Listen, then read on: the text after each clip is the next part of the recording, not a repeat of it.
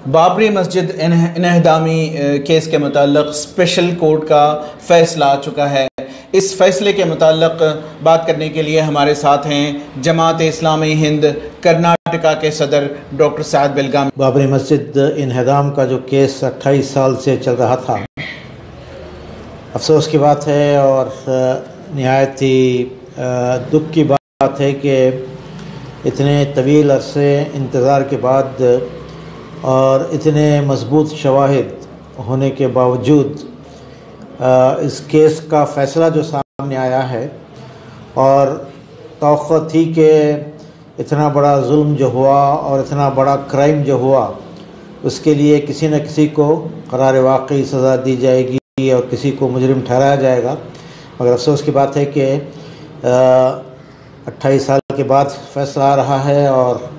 फ़ैसला क्या दूसरे मानों में इंसाफ का खून हो रहा है। बात इतनी ही नहीं बल्कि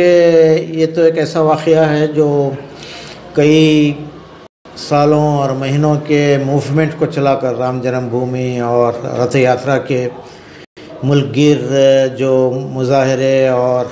रैलीस हुए और हर बार ऐलान किया गया, हर जगह ऐलान किया गया कि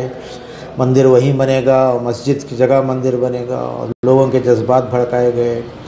और ये वाक़या तो दिन की रोशनी में 6 दिसंबर 92 में जो वाक़या हुआ, दिन की रोशनी में लाखों लोगों की मौजूदगी में और ये तमाम लीडर्स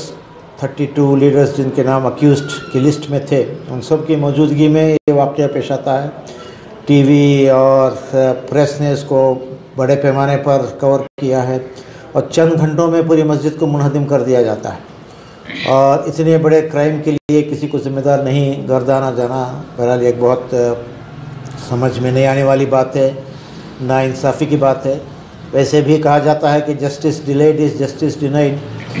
यहाँ तो जस्टिस डिले भी किया गया, जस्टिस डिनाई भी किया गया।